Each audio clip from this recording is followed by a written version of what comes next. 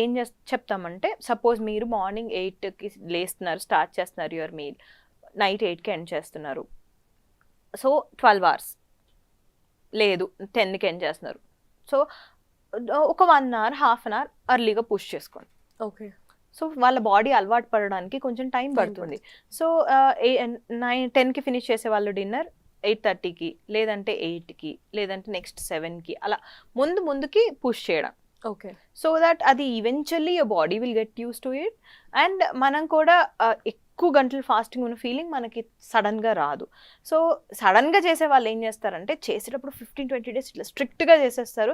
తర్వాత వెళ్ళి ఏ బిర్యానీ పాయింట్లోనే కూర్చొని తినేస్తారు. So there is no use కదా అలాంటప్పుడు. సో మనం ఏం సజెస్ట్ చేస్తామంటే make it gradual, slow improvement.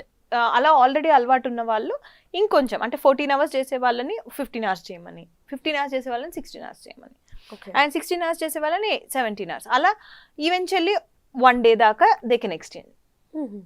So ఒకేసారి ఇలా సడన్ గా చేయటం కంటే we advise them to go it gradual. Okay. So మన పేరెంట్స్ యూజ్ చేసినట్టు వాళ్ళు దేవుళ్ళని నమ్మి దాని గురించి అంటే వీక్లో ఈ రోజు తినము అని చెప్పి ఉపవాసాలు ఉంటారు.